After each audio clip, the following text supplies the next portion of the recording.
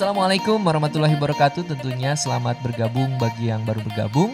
Mohon izin saya memperkenalkan Hamal Mas Kumambang. Di sini akan memandu Bapak Ibu sekalian tentang kelas online mengenai urgensi gizi selama 1000 hari pertama kehidupan ya. Nah, ini akan dibahas oleh Pak Dr. Dhani Ferdian MKM. Kebetulan beliau sudah ada di sini, Pak. Pak Dokter, selamat siang. Selamat siang Kang Hamal ya, karena dari Bandung. Kang Hamal dan Bapak Ibu sekalian, orang tua yang memiliki balita di Kampung Berseri Astra dan Desa Sejahtera Astra di seluruh Indonesia. Selamat siang, Assalamualaikum warahmatullahi wabarakatuh. Salam sejahtera buat kita semua.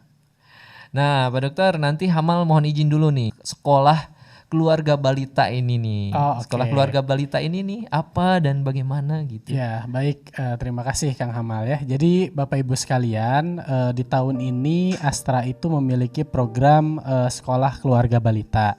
Jadi program sekolah keluarga balita ini diperuntukkan untuk para kader kesehatan, juga para orang tua yang khususnya memiliki balita di rumahnya gitu kan, untuk mereka semua mendapatkan materi-materi berkaitan dengan bagaimana sih ibaratnya melakukan edukasi kesehatan atau melakukan hal-hal yang baik dan benar dalam merawat dan menjaga anak-anak mereka selama balita. Bagaimana sih supaya terhindar dari permasalahan gizi buruk, bagaimana supaya anak-anak balitanya bisa tumbuh dengan sehat, berkembang dengan baik dan lain sebagainya.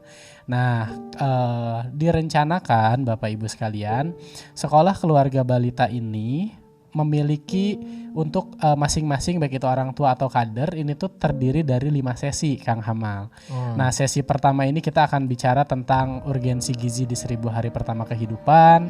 Nanti di sesi kedua kita akan bicara tentang bagaimana sih cerdas menjaga kehamilan gitu. Jadi buat ibu-ibu hamil atau buat yang saudaranya sedang hamil atau yang ingin program hamil lagi gitu kan. Itu nanti ada di sesi kedua. Atau yang ingin menghamili lagi bapaknya ya misalnya. Dan sesi ketiga itu berkaitan dengan bagaimana sih nutrisi terbaik di 1000 hari pertama kehidupan. Jadi nanti di sesi ketiga ini lebih ke teknis, ngomongin gimana sih bikin MPASI, seperti apa menunya dan lain sebagainya. Itu di sesi ketiga. Sesi keempatnya itu bicara tentang stimulasi tumbuh kembang. Jadi gimana sih cara mengetahui tumbuh kembang balita kita gitu ya.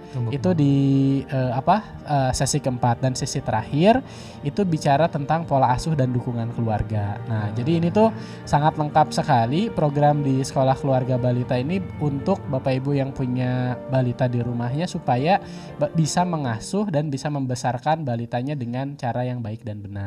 Mantap. Itu buat orang tua. Nah, sebenarnya buat kader pun ada sesi khusus gitu. Jadi dipisahkan, walaupun saya lihat nih di sini masih ada beberapa kader yang join juga karena kan sering ikut pelatihannya Astra gitu kan. Jadi saya kenal beberapa kadernya gitu kan. Nah, jadi masih banyak yang gabung juga di sesi orang tua, padahal nanti di sesi kader juga ada khusus dan dibahasnya pun bahasan yang sama. Nah, nanti di kader sendiri Kang Hamal itu ada 5 sesi khusus sama dengan tadi gitu. Nah, kalau yang kader ini tujuannya terpisah. Ya.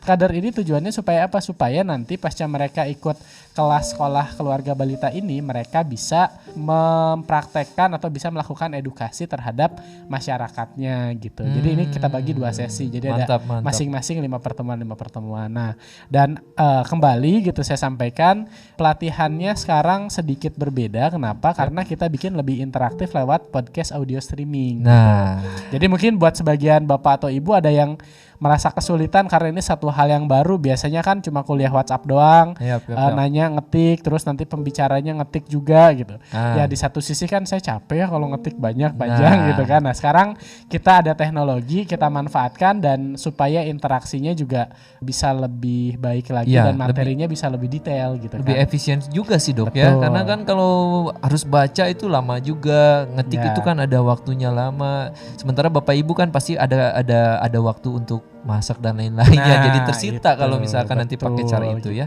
Kayak gitu sih gambaran. Jadi ya selamat bergabung Bapak Ibu sekalian. Nah, ditunggu saja setelah ini kita masih banyak sesi-sesi yang lainnya. Setidaknya ada 4 sesi. Yang tidak kalah penting. Yang tentunya. tidak kalah penting, dan buat Bapak Ibu sekalian jangan bosan dengerin suara saya atau ketemu saya, kan beberapa udah sering banget Kang Hamal Iya, gitu iya, ya. iya. Tapi tenang kok, di sesi-sesi berikutnya nanti ada pembicara-pembicara lain yang lebih keren juga dari saya yang bisa Wis, mantap, nyampein materi-materi. Nanti kita giliran gitu. Iya, nggak akan bosen sih. Kalau ke suaranya mah mungkin bosen, tapi ke materinya nggak akan bosen, Kak.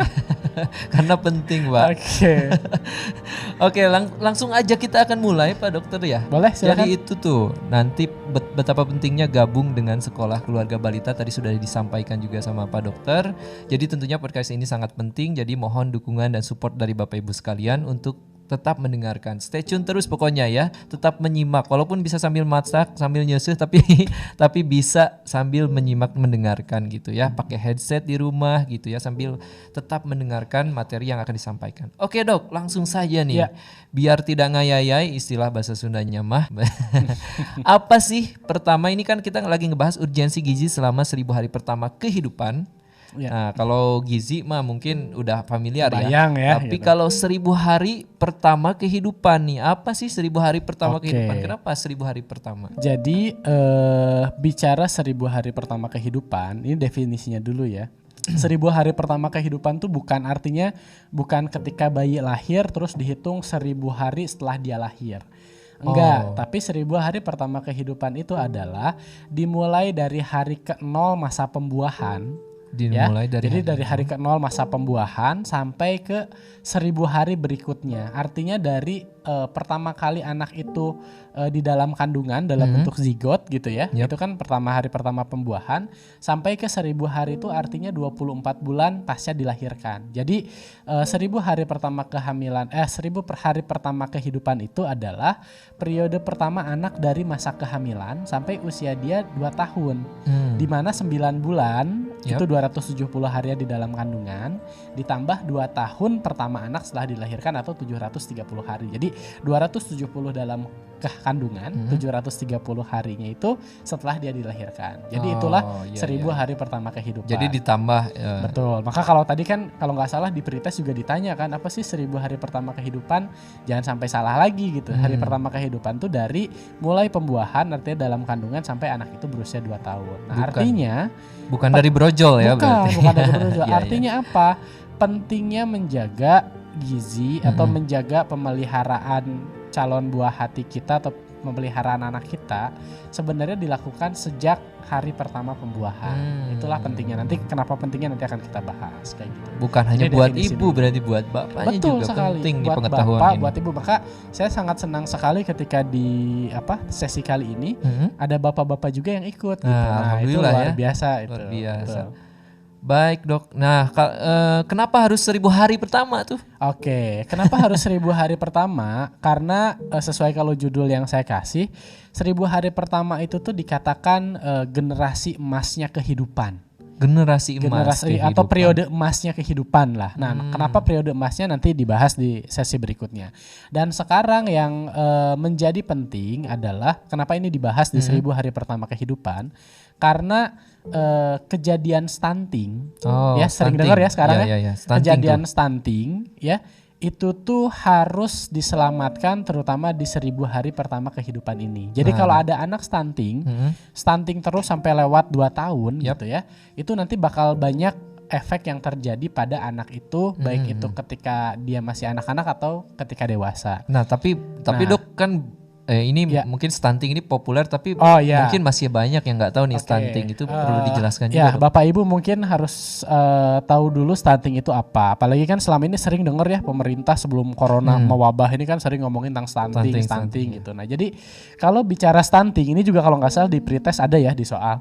Kalau bicara stunting itu tuh artinya tuh gambaran kondisi tubuh anak itu, kondisinya atau gambaran itu tuh pendek jika dibandingkan ya tinggi anak sesuai umur tersebut gitu. Ya, sesuai rata-rata umur. Ya, jadi tinggi anak yang pendek yang kalau kita bandingkan dengan standar umur anak di usia tersebut dia lebih pendek gitu, dan biasanya diakibatkan karena kekurangan gizi yang berlangsung kronis. Jadi berlangsung panjang gitu. Jadi kalau kurang gizi cuma sehari 2 hari mah nggak akan bikin stunting. Tapi biasanya kalau berbulan-bulan gitu, itu dia sampai bikin stunting dan berdampak pada tinggi badannya yang dia tidak berkembang gitu.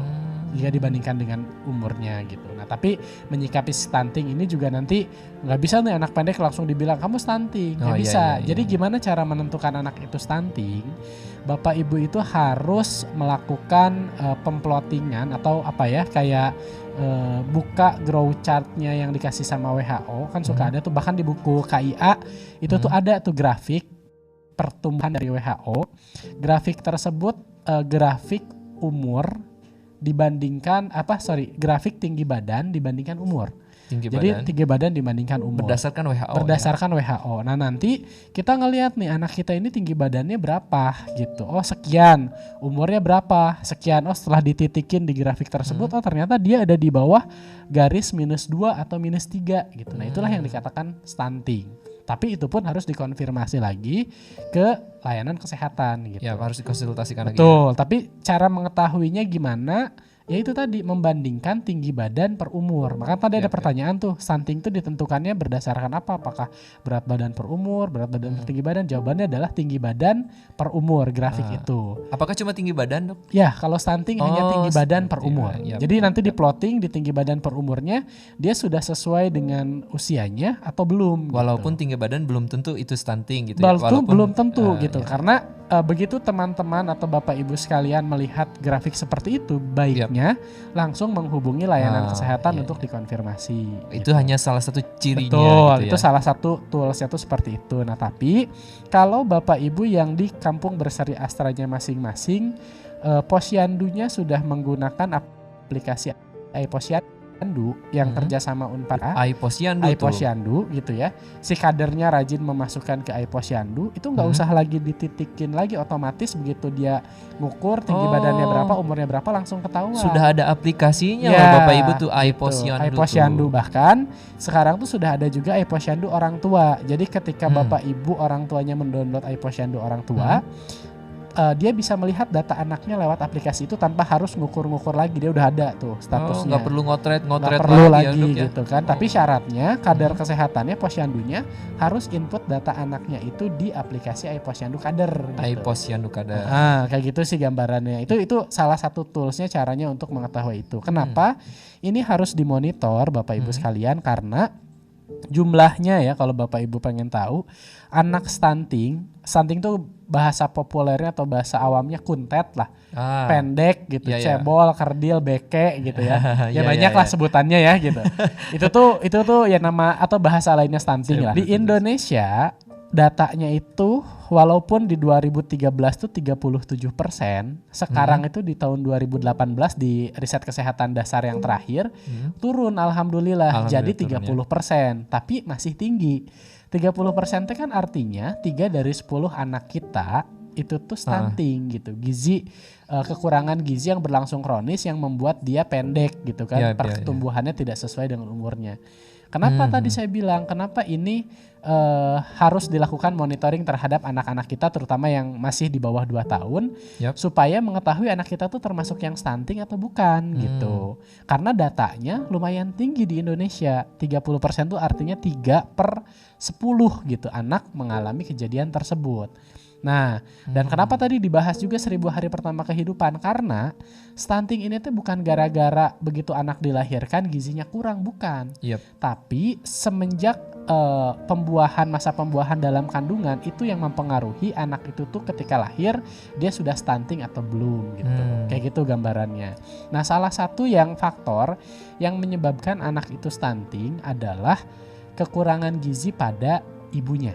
Kekurangan gizi pada ibunya. Atau bahkan saya sering bilang juga kalau ke anak-anak muda, bisa jadi salah satu penyebab stunting yang 30% itu adalah gara-gara remaja putri sekarang. Bahkan yang belum nikah gitu. Kenapa? Karena atau hampir kalau berdasarkan riset setengahnya 50%, 40-50% remaja putri di Indonesia dia tuh anemia, Kang Hamal. Anemia itu kekurangan darah.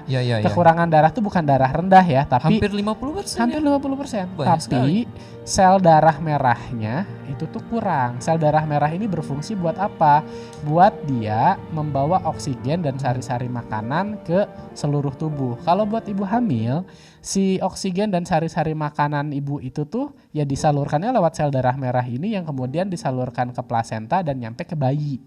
Nah, kalau ibunya anemia, ya artinya dari remaja putri dia udah anemia, maka zat transportnya ke bayi kan kurang. Maka bayi akhirnya kekurangan gizi gitu. Nah, maka yang harus dipertimbangkan juga buat para calon ibu adalah coba deh dicek ibu-ibu tuh sekarang anemia atau enggak gitu. Bahkan kalau udah hamil itu tuh kan ada program pemberian tablet tambah darah buat ibu hamil ya. Nah, tapi pada kenyataannya gitu ya. Coba kita lihat nih, ibu hamil itu kalau di slide yang saya kasih di slide nomor 6, itu tuh di tahun 2018 ibu hamil yang anemia itu ada 48,9%.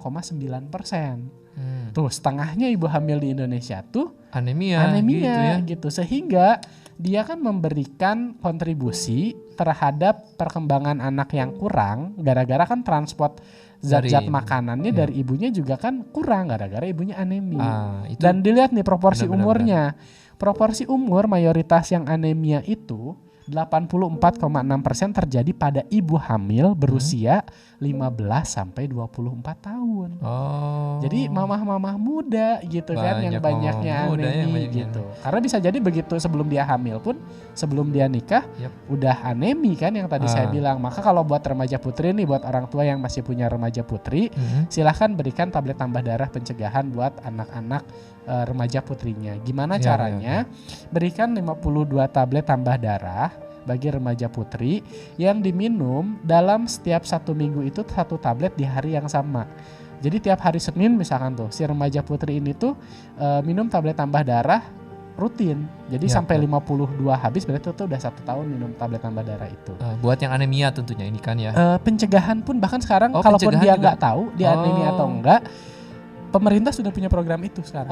Itu nggak masalah buat yang punya penyakit apapun, nggak masalah ya? Sebenarnya bermasalah untuk yang punya penyakit thalassemia.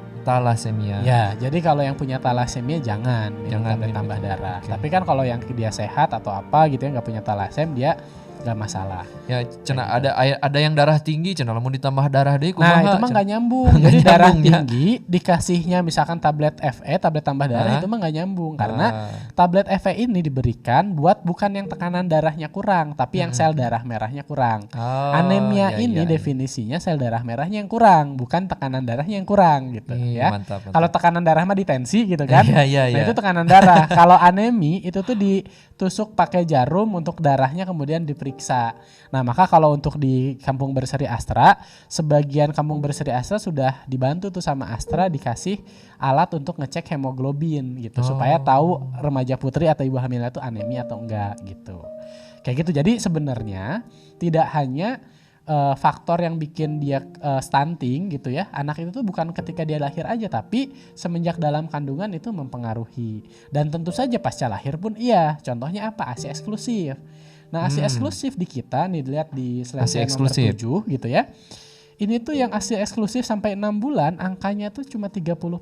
Artinya dari 10 ibu menyusui yang ASI-nya eksklusif, artinya 6 bulan itu si bayi nggak diberikan makanan atau minuman apapun selain ASI, hanya 30%. Hanya 30%. Padahal 30%. Itu penting ya? Itu tuh penting banget gitu kan untuk mencegah anak stunting. Nah faktornya teh banyak kenapa si ibu ini tuh nggak menyusui secara eksklusif. Alasannya. Nah alhamdulillah nih sekarang banyak bapak-bapaknya yang datang juga ikut kelas gitu, karena kelas kayak gini tuh perlu juga. Karena apa?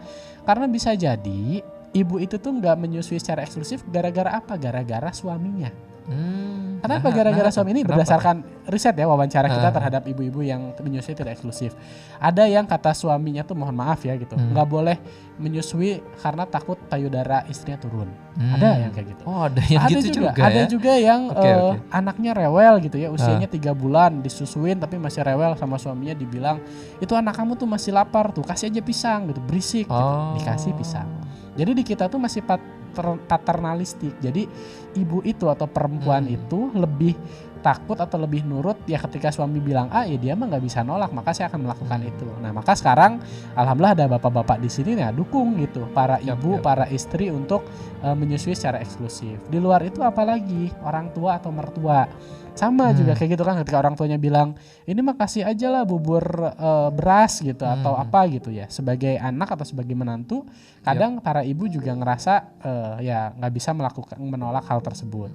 Atau bisa juga karena ibu-ibunya pada bekerja. Nah padahal bekerja juga bisa kan diperah sekarang tuh, susu kan masih bisa diperah. Tapi masih ada masyarakat kita yang nggak tahu tentang itu. Nah maka kalau ini kelasnya kader gitu, saya akan minta untuk para kader itu untuk punya program ya, salah satunya penyuluhan ASI eksklusif gitu, kayak gitu. Karena ini mempengaruhi. Nah kalau ngomongin tentang stunting dan tinggi badan, ini juga ada hal yang menarik nih di slide saya nomor 8. Jadi rata-rata tinggi badan anak umur 5-18 tahun jika dibandingkan dengan WHO. Jadi kalau di data di sini grafik warna ini buat laki-laki ya, grafik warna biru itu tuh rujukan WHO tuh yang warna biru. Nah di kita ini tuh baik itu di tahun 2007, 2010 atau 2013 itu tuh masih jauh di bawah grafik tersebut. Bedanya dengan standar 12,5 cm untuk remaja anak laki-laki kita di Indonesia tuh. Kalau anak perempuan bedanya 9,8. Jadi semestinya kalau kata WHO anak-anak kita tuh gitu ya, anak-anak laki sama perempuannya tuh tingginya kalau yang laki-laki harusnya 12,5 cm lebih tinggi dari yang sekarang, dan perempuannya 9,8 cm lebih tinggi dari yang sekarang. Nah, Pak Dokter katanya ini mah hubungannya sama itu katanya gen. Bisa. Nah, itu bisa juga. Benar. Makanya tapi nggak akan kurang dari standar itu ya. Nah, tergantung. Nanti kita lihat. Jadi ketika kita menentukan seseorang itu stunting atau enggak, ketika tadi kita ngelihat ya tinggi badan per umurnya, ternyata dia di bawah -2 atau -3 dari grafik tinggi badan per umur itu tuh. Salah satu yang kita cross check adalah gimana tinggi badan orang tuanya. Nah itu tuh dicek dulu. Jadi nanti ada perhitungannya kalau buat tenaga kesehatan. Oh jadi nanti di aplikasi juga dimasukin ya tinggi badan orang tua. Kalau di aplikasi itu hanya untuk screening. Jadi begitu dia ketahuan tadi di bawah -2 atau -3, artinya kecenderungan ke arah stunting, dia harus ke tenaga kesehatan.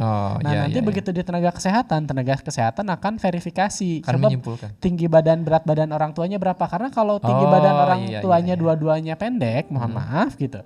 Anaknya pun bisa pendek tapi dalam varian normal. Varian normal tuh apa? Jadi dia pendek tapi bukan stunting. Jadi pendeknya itu bukan karena kekurangan gizi yang berlangsung kronis, tapi karena genetik, itu varian normal. Atau ada juga anak-anak itu tuh yang seolah-olah kayak stunting karena selalu di bawah -3 atau -2 di bawah garis merah lah ya tinggi badan per umurnya. Tapi ketika dewasa, ketika dia masuk masa pubertas, dia langsung melonjak. Itu bisa kayak gitu? Bisa. Itu namanya, itu juga varian normal, namanya keterlambatan pubertas. Itu gitu. Kayak Lionel Messi kalau pemain sepak bola tuh saya pernah gitu ya. Ya intinya kayak gitulah. Jadi kondisi seperti itu mungkin terjadi. Maka awalan tuh untuk screening dari tinggi badan per umur sesuai dengan grafik WHO itu, tapi setelah itu mesti dikonfirmasi lagi ke layanan kesehatan. Gitu ya. Jadi nggak usah khawatir juga, tetap bisa dikonsultasikan. Nah, dampaknya kalau misalkan stunting tuh gimana sih? Oke, kalau ngomongin dampak kalau masalah kena stunting tuh kan nggak cuma pendek gitu kan? Betul. Ada. Nah ini nih, jadi secara umum ya, yang kalau stunting ini dibiarkan, apalagi dia lewat dari masa 1000 hari pertama kehidupan di atas 1000 hari di atas 2 tahun itu, apa yang terjadi? Yang pertama ya bisa gagal tumbuh. Jadi anaknya tuh berat lahirnya rendah, kecil, pendek, kurus. Jadi secara pertumbuhan ya dia gagal tumbuh, jadi kuntet, jadi kecil gitu kan. Itu dari pertumbuhannya. Yang kedua, yang lebih pentingnya lagi adalah hambatan perkembangan kognitif dan motorik. Jadi dia berpengaruh pada perkembangan otak dan keberhasilan pendidikan. Kayak gitu. Ya. Berpengaruh pada perkembangan otak dan keberhasilan pendidikan. Nanti saya jelasin kenapa berpengaruhnya pada otak gitu ya. Terus yang ketiga, gangguan metabolik pada usia dewasa. Kalau misalkan bingung gangguan metabolik teh apa, kalau Bapak Ibu tahu penyakit diabetes, hipertensi, itu teh gangguan metabolik. Apa sih hubungannya gitu? Anak stunting tapi kenapa udah gedenya jadi diabetes atau hipertensi? Nanti saya jelaskan juga. Nah, jadi Bapak Ibu bisa lihat lah di slide kan nomor 9, nomor 10 gitu kan, atau di nomor 11 itu ngejelasinnya kayak gitulah. Jadi kalau ke perkembangan otak dia pasti berkaitannya dengan kemampuan kognitif dan pendidikan yang rendah. Kalau di pertumbuhan fisik ya anaknya jadi kurus atau pendek. Kalau ke organ metabolik jadi resiko kegemukan, obesitas, hipertensi, diabetes gitu. Itu kan di soal tadi kalau nggak salah ada ya. Jadi jangan sampai salah menjawab. Nah, di slide nomor 12 Bapak Ibu coba lihat ini. Kenapa slide nomor 12 kenapa kita bahas atau kenapa 1000 hari pertama kehidupan itu penting? Karena di 1000 hari pertama kehidupan ini dia merupakan jendela kritis pertumbuhan dan perkembangan, terutama dalam hal apa? Terutama dalam hal perkembangan organnya itu tuh otak. Jadi perkembangan otak itu kalau Bapak Ibu lihat lagi di slide berikutnya di nomor 13 ya. Lihat ini grafiknya. Grafiknya kan di sini kelihatan ya meninggi, memuncak gitu ya. Nah, grafik pertumbuhan otak dan perkembangan otak ini terjadi dari masa kandungan sampai anak itu berusia 2 tahun. Jadi setelah 2 tahun perkembangan otak tuh grafiknya melandai, menurun. Artinya tidak banyak terjadi perkembangan otak di masa lewat dari 2 tahun tersebut. Sementara pertumbuhan atau perkembangan organ-organ yang lain itu tuh masih tetap berjalan di atas 2 tahun. Nah, jadi kalau bahasa sarkastiknya gitu, kalau kita membiarkan anak itu kekurangan gizi secara kronis sampai dia jadi pendek atau stunting dan lewat dari periode emasnya ini di usia 0 sampai 2 tahun, mohon maaf gitu, anaknya bisa bodoh permanen. Karena apa? Otaknya yang tidak berkembang. Kita lihat lagi nih di gambaran otak di nomor 14. 14 ini adalah gambaran otak anak bergizi baik dan yang mengalami kekurangan gizi. Anak gizi baik ini gambaran rongsen ya. Gambaran CT scan ya, penampang radiologi kepala otak gitu, dipotong melintang. Jadi kayak kepala dipotong melintang, gambarnya kayak gini otak tuh. Nah, anak yang gizi baik dan sehat otaknya tuh padat, penuh kan, kelihatan putih kayak gini. Nah, sementara kalau anak yang gizi kurang, otaknya tuh nggak padat gitu, jadi kelihatan hampa, kopong, kosong gitu. Nah, makanya otak kosong tuh ya gitu, itu tuh ada gitu kayak gitu. Dan kalau kita pengen lihat lagi dari segi selnya, itu dilihat di halaman 15. Ya, di page 15. Kalau yang normal dia tuh cabang penghantar otaknya tuh di sel-sel otaknya tuh utuh dan panjang-panjang. Sementara kalau otak yang anak-anak stunting atau kurang gizi yang berlangsung lama, cabangnya tuh terbatas, terputus, abnormal dan terlihat pendek. Kelihatan kan di sini kan? Cabangnya tuh si antara satu pertemuan dengan pertemuan lainnya tuh nggak tegas gitu.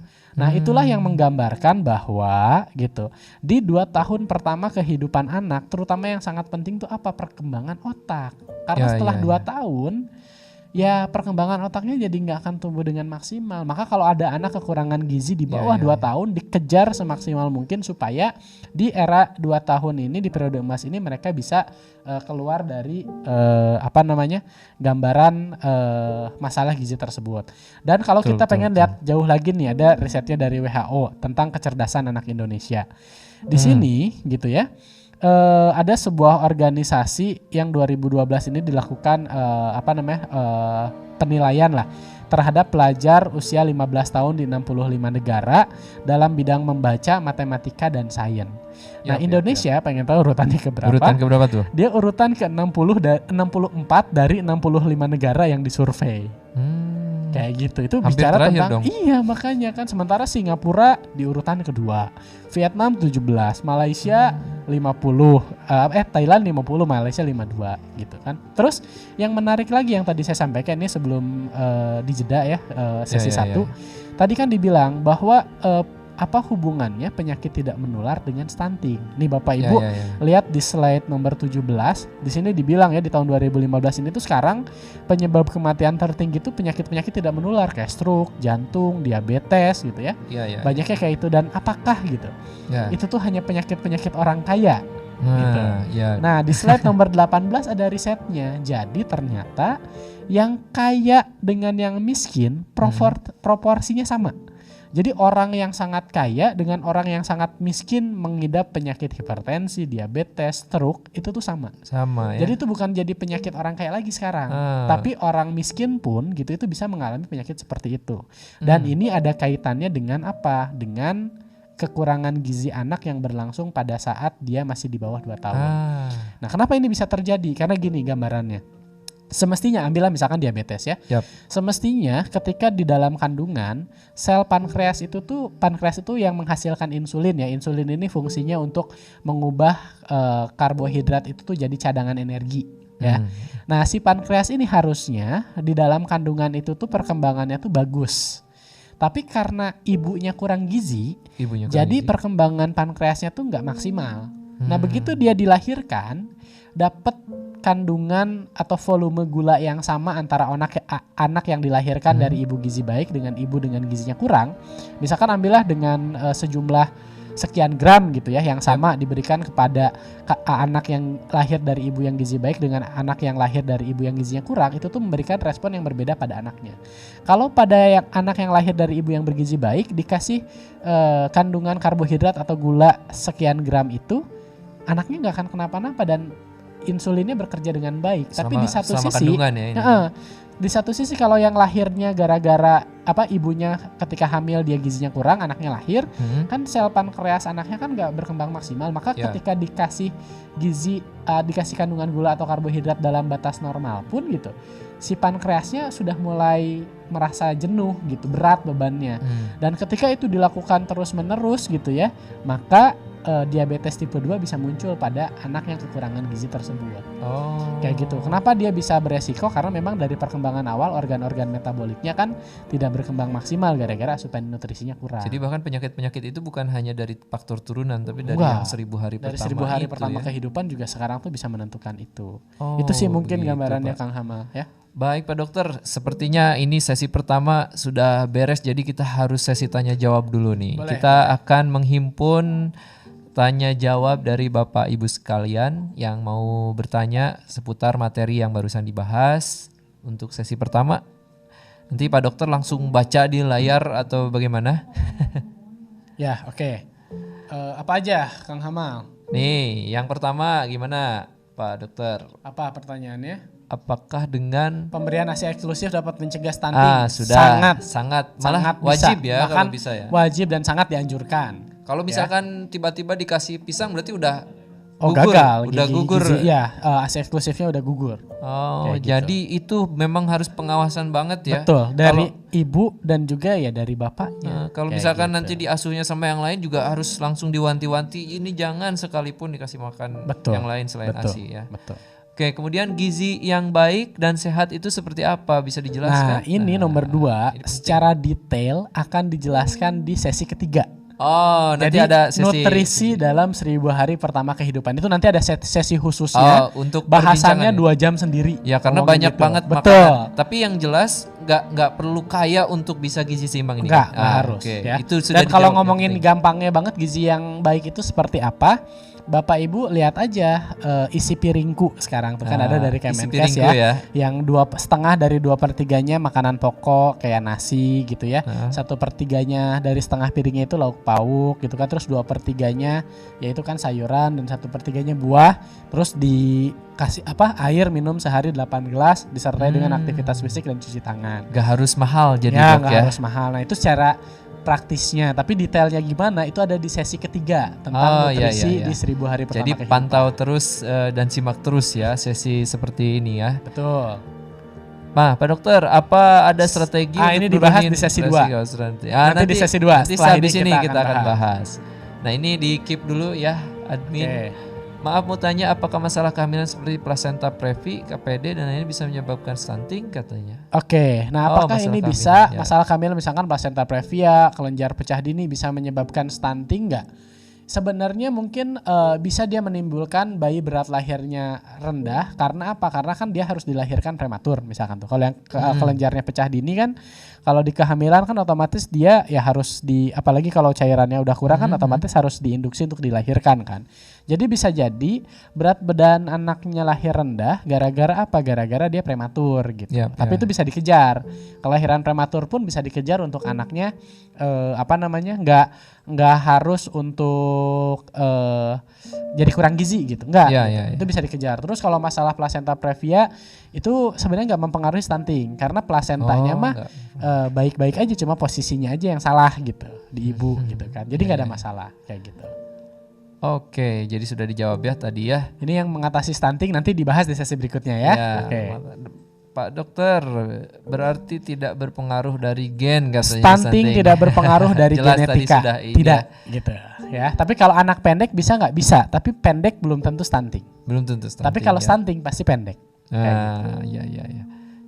Jadi sebetulnya dan kalaupun bapak pendek, ibu pendek, sebenarnya anaknya ada yang tinggi tuh dok. Bisa. Karena kan dia bisa Saya juga sering mewakili lihat gitu. mewakili gen kakek neneknya. Oh, Jadi iya. pengaruh turunan tinggi pendek itu tuh bisa ke 3 generasi. Jadi kalau orang tua kalau anaknya stunting, kemudian dia tumbuh dewasa, terutama perempuan ya, kalau laki-laki nggak ngaruh. Ini buat anak perempuan stunting, kemudian dia nanti menikah gitu ya, asupan gizinya kurang, dia akan berpengaruh pada rentang waktu 100 tahun yang akan datang. Jadi dia tuh akan mempengaruhi anaknya dan akan mempengaruhi cucunya. Turunan 100 Benar, tahun. jadi tiga generasi kan kurang lebih angkanya 100 tahun gitu. Maka anak perempuan terutama gitu ya, itu mah dibikin sebisa mungkin. Yang sebenarnya nggak cuma anak perempuan ya, tapi kan laki-laki mah nggak hamil gitu ya. Tapi yang menentukan tuh kan yang perempuan ini nih. Jadi sebisa mungkin ya anak-anak kita tuh nggak stunting. Kenapa? Karena kalau stunting terjadi pada perempuan, dia bisa berdampak pada 3 generasi. Pantes ya gitu. Suka orang tua dulu bilang ini kalau ibunya tinggi, anaknya tinggi gitu. Oh itu sebenarnya dari situ juga bisa ya, dari yang 1000 pertama itu ya, 1000 kehidupan. Nah ini apabila si anak udah teridentifikasi stunting Nah ini pertanyaan bagus. Apa yang harus dilakukan? Segera datang ke layanan kesehatan untuk dilakukan konfirmasi. Apakah benar stunting atau memang ini mah pendek variasi normal? Ya, atau rarasaan hungkul atau rarasaan hungkul atau perasaan aja gitu perasaan aja ya. Ini bagus nih. Jadi harus dilakukan. Nanti pendekatannya sama dokter beda-beda gitu. Nanti sih kita bahas di penanganan. Oke. Ada sesi kedua ya penanganan ada. Iya. Nanti di penanganan stunting nanti. Penanganan stunting. Ya. Oke. Umur di bawah 2 tahun bisa melihat? Bisa. Sudah bisa ya. Bisa. Yang penting nanti Bapak Ibu, makanya di buku KIA nih buat ibu-ibu, lihat di buku KIA itu yang warna pink ya. Itu tuh ada grafik tinggi badan per umur. Nah, coba anak-anaknya sering diukur tinggi badannya dan di-plotting tinggi badannya, misalkan sekian, umur anak saya berapa. Di-plotting, dititikin tuh gitu. Dititikin di grafik itu. Terus lihat grafiknya di bawah -2 atau -3. Kalau di bawah -2 atau -3 itu bisa mengarah pada stunting. Tapi kalau ternyata di atas -2 itu mah aman gitu. Jadi jangan khawatir. Jadi di bawah 2 tahun bisa nggak kelihatan? Justru sangat bisa. Kayak gitu. Justru kelihatannya di situ ya. Kebutuhan gizi untuk ibu hamil. Nah, ini ada pertanyaan lagi lanjut. Kebutuhan gizi untuk ibu hamil apakah bisa dengan mengkonsumsi tanaman herbal? Boleh gitu ya. Tapi apakah harus? Enggak. Jadi kalau herbal mah sifatnya boleh-boleh aja gitu. Nah, ini untuk kebutuhan gizi ibu hamil akan dibahas di sesi 2. Sesi 2. Cerdas menjaga kehamilan. Tapi kalau setiap hari makanan cuma tanaman herbal yang dimakannya nasi bisa juga gitu kan. Ya, apalagi jangan hamil kan kebutuhan proteinnya juga tinggi. Emang domba makan tanaman dulu gitu kan. Stunting disebabkan oleh ibu hamil yang kurang asupan gizinya, sangat betul. Itu bisa jadi ya. Apakah stunting disebabkan oleh asupan gizinya? Itu pertanyaan sudah terjawab. Pertanyaan lanjutan, kalau ibu hamil punya riwayat diabetes bisa berpengaruh stunting nggak? Enggak, justru kalau ibu hamil diabetes anaknya besar. Jadi di kandungannya dia bisa 4 kilo gitu. Jadi diabetes pada ibu hamil itu bisa meningkatkan justru bayinya jadi lebih besar gitu. Kayak gitu. Tapi itu pun tetap nggak bagus gitu kan. Ya karena gitu. Bisa over juga nih. Ya, kalau misalkan tingginya berlebihan juga itu nggak boleh. Ada lagi? Kemudian pertanyaan selanjutnya, apakah makanan siap saji dan instan dan lainnya dapat berpengaruh kurang baik bagi remaja putri dan stunting? Mau di keep dulu ke sesi 2 atau ini? Ini nanti dibahas di sesi 3 juga. Tapi jawabannya secara praktisnya ya. Jadi kalau dia selalu makan makanan siap saji, ya maka memang asupan gizinya kan kurang memadai kayak gitu. Ya apalagi kan kalau remaja sekarang makan gitu, makannya tuh dijaga gitu kan, belinya terus jajannya juga pakai seblak kalau di Bandung makan atau fast food gitu kan. Kayak gitu. Seblak, wah nu Bahkan bahaya makanan cepat saji dia tidak hanya berpengaruh terhadap kekurangan gizi, tapi bisa mendorong juga terjadinya kejadian kanker gitu. Matak sampai pada jin setan juga pada takut sama ibu-ibu Indonesia mah Bu. Pak, soalnya kan pada dimakan gitu. Ada seblak setan, ada seblak iblis gitu. Pada dimakan. Kemudian ada ini nih, ada pertanyaan lagi. Jika sudah minum TTD selama 1 tahun tapi masih anemia, apa harus tetap minum? Nah, sebenarnya apalagi kalau yang udah punya riwayat anemia, bagusnya mah jangan minum tablet tambah darah pencegahan, tapi terapi. Nah, terapi ini datangnya ke siapa? Ke dokter. Karena itu bisa aja kelainan. Betul. Jadi kalau yang sudah ketahuan memang saya mah punya anemi, itu mudah aja periksa ke dokter. Nah, tablet tambah darah pencegahan ini diberikan pada remaja-remaja putri yang memang dia mah nggak tahu HB saya teh berapa. Dan gitu ini buat kan. Secara umum gitu. Tapi kalau yang sudah ada keluhan mah memang ada gangguan anemi, ya dari awal sudah harus berobat ke dokter karena dosisnya beda. Harus terapi khusus. Betul sekali. Kemudian ini ada pertanyaan lagi, dan apakah ada menu seimbang untuk ibu hamil dan anak stunting? Nah ini nanti kan yang dibahas nanti di sesi 2 dan ditunggu sesi 3. Saja. Kemudian ada standar minimal berat dan panjang bayi dilahirkan berapa Dok? Ini ada di grafik berat badan per usia yang di buku KIA itu. Ibu-ibu silahkan lihat. Di materi ada ya di sudah buku KIA-nya nggak ada kalau di materi, tapi di buku KIA ada. Di buku kesehatan ibu dan anak yang warnanya pink, ibu-ibu pasti tahulah itu. Ada di dalam situ. Kemudian ada pertanyaan lagi, Pak Dokter Dani, apakah daun kelor dan ikan memiliki kandungan gizi untuk mencegah stunting? Bisa, terutama ikan. Gitu. Ikan tuh bagus ikan proteinnya, ya. Tapi jangan ikan yang di laut yang beracun tuh banyak tuh. Ikan naon itu? Ada gening dok yang keracunan gara-gara makan ikan apa? Ikan buntel ya. Nah itu jangan juga, jangan segala macam ikan juga dimakan ya. Ikan tuh yang normal-normal aja ya dok ya, yang itu pasti bergizi ya. Terus apa lagi? Kemudian kita selanjutnya ada lagi pertanyaan. Coba lihat lagi. Standar minum seberapa besar pengaruh genetika tadi udah ya. Oke, ada lagi. Oke, selanjutnya.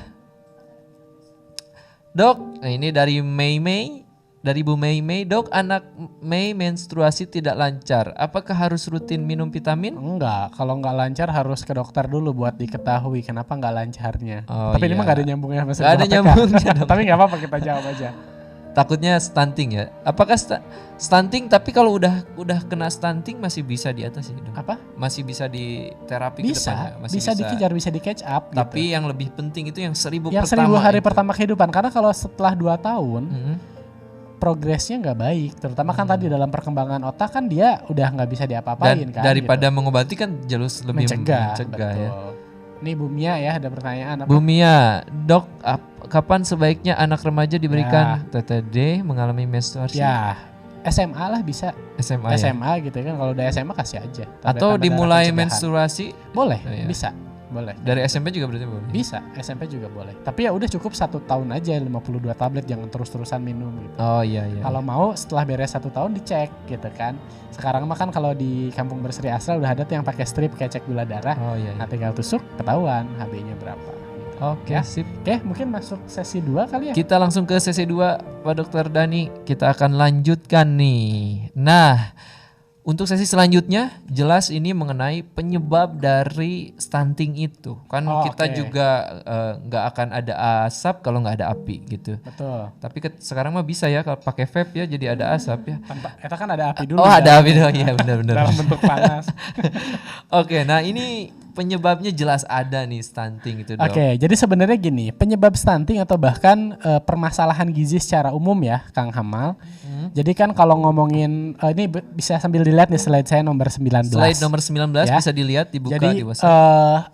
Status gizi anak atau tuh ibu gitu ya diakibatkan kalau di soal kan ada tuh penyebab langsung tuh apa aja sih gitu. Nah, secara langsung penyebab langsung itu diakibatkan oleh 2. Yang pertama memang konsumsi makanannya yang dia bermasalah, artinya asupan makanannya kan yang jelek gitu.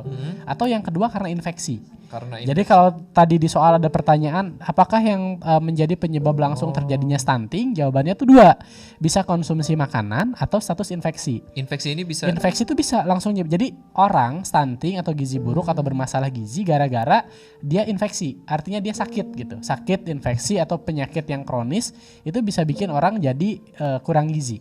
Itu yang infeksi ini pertama. bisa faktor eksternal juga berarti kan? Infeksi ya kayak misalnya diare kronis gitu ya, itu bisa. TBC itu bisa. Dari Kayak eksternal gitu. ya. Iya kan dari kuman, bakteri gitu. Itu bisa. Atau yang kedua memang asupan makanan ya, konsumsi makanan yang bermasalah. Ya. Gitu. Jadi ya memang anaknya makan yang nggak benar, ibunya makan yang nggak benar, pola makan yang nggak benar itu bisa mengakibatkan permasalahan gizi tersebut. Jadi apa yang harus dilakukan? Nanti itu yang harus dilakukan. Nah, terus penyebab langsung ini bisa diakibatkan juga oleh penyebab tidak langsung. Yang pertama misalkan kan tadi penyebab langsung. Nah, kan kalau di soal juga tadi kan ada penyebab tidak langsung. Penyebab tidak langsung tuh diantaranya apa? Ketersediaan dan pola konsumsi pangan. Jangan-jangan gitu ya. Kenapa dia asupan makannya kurang? Gara-gara ketersediaan bahan makanannya pun nggak ada. Bisa kan? Kayak gitu. Terus yang penyebab tidak langsung tuh apalagi? Pola asuh. Pola asuh dalam pemberian ASI, MPASI, dan lain sebagainya lah. Lebih ke pola asuh. Jadi bisa jadi kan makanannya ada, tapi pola asuh orang tuanya salah. Jadi mengakibatkan asupan makanan anaknya kurang, atau bahkan anaknya jadi sakit gara-gara jadi infeksi gitu. Itu pola asuhnya yang salah. Selama 1000 hari pertama. Betul. Itu ya, kehidupan. Dan yang ketiga, pelayanan kesehatan. Jadi kenapa sih anak itu bisa infeksi? Bisa jadi akses terhadap pelayanan kesehatannya jelek gitu. Jauh gitu kan. Nah, itu penyebab tidak langsungnya. Tapi kan kalau di Kampung Berseri Asra atau Desa Sejahtera Asra, mayoritas layanan kesehatan udah bagus lah gitu. Jadi penyebab tidak langsung kebanyakan mungkin karena pola asuh sih, karena ketersediaan pangan juga di Kampung Berseri Asra dan Desa Sejahtera Asra pasti melimpah sih mayoritasnya. Jadi butuh banget pengetahuan ini. Betul, makanya di sesi 5 kita bahas nanti pola asuh dan tumbuh kembang. Nah, akar masalahnya apa ujung-ujungnya gitu. Ini tuh bisa dari kemiskinan, ya. Kemiskinan, ekonomi, pendidikan, atau memang bahan makan pangannya nggak ada. Karena bisa jadi orang itu gitu ya, kenapa kurang gizi karena dia nggak bisa menyediakan bahan pangan yang baik karena memang secara ekonominya dia nggak punya uang. Akhirnya kan mendasar ke masalah ekonomi. Atau ada sebagian tempat di Jakarta yang kita riset juga, teliti juga, di sana angka stuntingnya tinggi sekitar 40%-an lah. Di Jakarta padahal ya. Ada kawasan padat penduduk. Kita sampai datengin ke rumah warga, memang masih ada. Di Jakarta tuh rumah warga yang kecil, kumuh, antara kandang ayam dan rumah menyatu. Di satu rumah isinya ada 12 kandang burung. Terus di rumah ada WC dan dapur menyatu gitu. Itu tuh masih ditemukan di Jakarta. Terus juga kalau ngomongin ini tuh permasalahannya karena ekonomi, bukannya ternyata mayoritas di sana pegawainya pegawai pabrik. Artinya kan UMR tuh 3,7 juta ke atas gajinya. Berarti kan bukan masalah ekonomi dong. Ternyata setelah dilakukan penelitian lagi yang mendasari kenapa akhirnya pola asuhnya salah, pemberian makannya salah, karena para ibunya pendidikannya tuh rendah. Mayoritasnya tuh di sana tuh SD. Kayak gitu. Jadi jadi permasalahan dasarnya bukan kemiskinan, pendidikan gitu kan bisa. Atau kayak misalkan ada lagi beberapa rumah yang kita temukan secara ekonomi dia mampu, tapi ketika kita tracking, kita lihat pengeluaran uangnya itu ekonominya tuh untuk apa aja, anggaran buat rokok lebih besar daripada anggaran buat beli makanan sehat buat keluarganya. Itu tuh ada. Ini penting buat bapak-bapak berarti. Ini secara umum gambaran faktor penyebab masalah gizi. Nah, di sini saya coba perdalam lagi untuk faktor penyebabnya yang lebih rinci berkaitan dengan keluarga sama asupan yang tidak mencukupi gitu ya. Jadi kalau di faktor keluarga, permasalahannya apa? Yang pertama kalau dari sisi ibu. Sisi ibu itu permasalahannya adalah asupan nutrisi ibunya yang kurang. Ya. Terus ibunya sakit gitu ya, infeksi. Terus dia hamil terlalu muda, remaja itu juga bisa. Terus jarak kelahirannya terlalu pendek. Jadi kan kalau yang bagusnya kan jedanya tuh setelah 2 tahun. Ini jaraknya terlalu pendek gitu. Akhirnya bisa bikin kondisi status gizi anaknya pun kurang baik. Jadi yang satu belum keurus sudah hamil lagi. Makanya gitu program kan. KB itu gitu, penting gitu kan.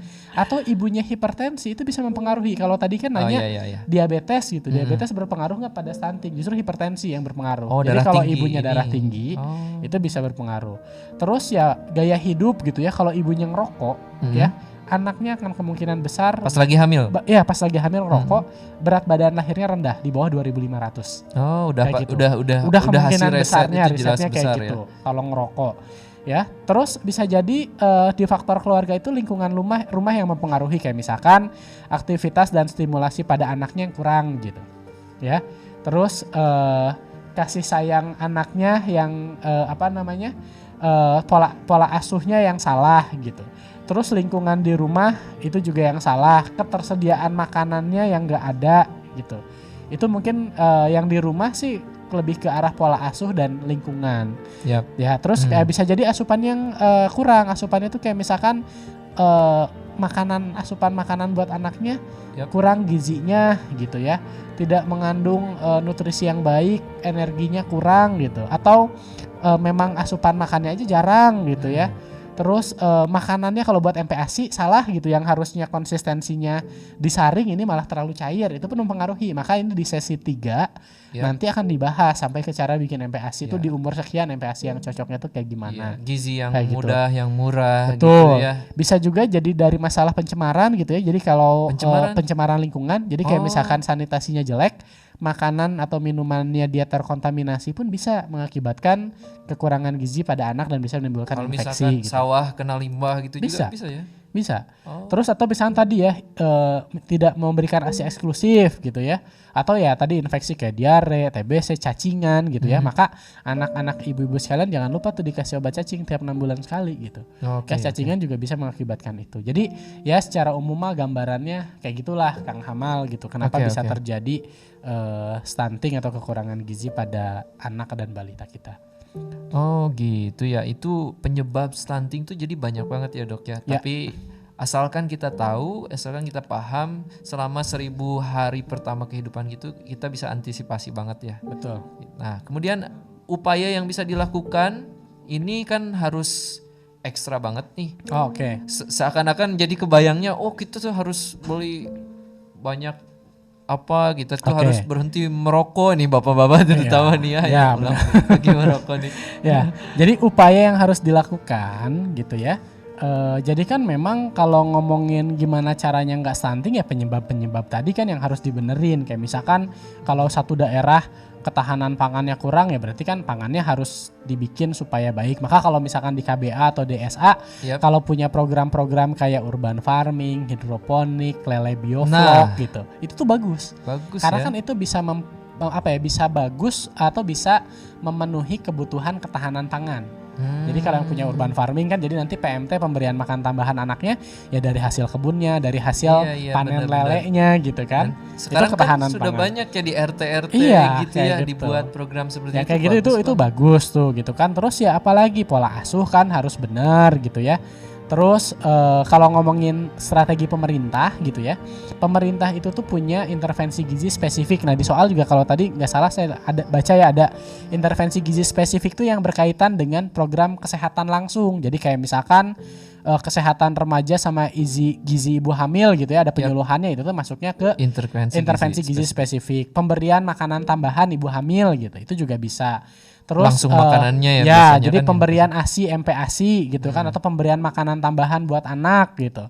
Terus hal-hal kayak gitu itu yang sifatnya intervensi gizi spesifik. Nah kalau yang sensitif ini tuh yang nggak langsung. Kayak contohnya apa sih? Bikin sanitasi yang bagus gitu kan, itu mah nggak langsung berhubungan dengan gizi gitu. Nah itu yang sensitif tuh kayak gitu, penyediaan air bersih. Keluarga berencana itu pun jadi salah satu program untuk mengurangi permasalahan gizi. Itu juga salah satu tapi solusi itu ya. intervensi gizi sensitif, artinya nggak langsung berhubungan dengan kekurangan gizi. Itu gitu. kan tadi penyebab tidak langsung masuknya gitu ya. Kan ada KB, ada penyediaan air bersih, ada kesehatan mental ibu, jaminan kesehatan kayak gitulah.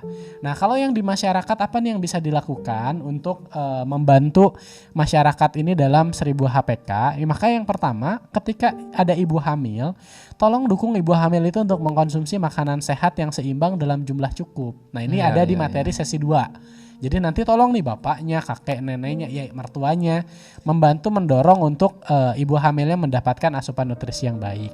Terus jangan lupa juga ketika ibu hamil itu berkunjung ke fasilitas layanan kesehatan untuk memeriksakan kehamilannya.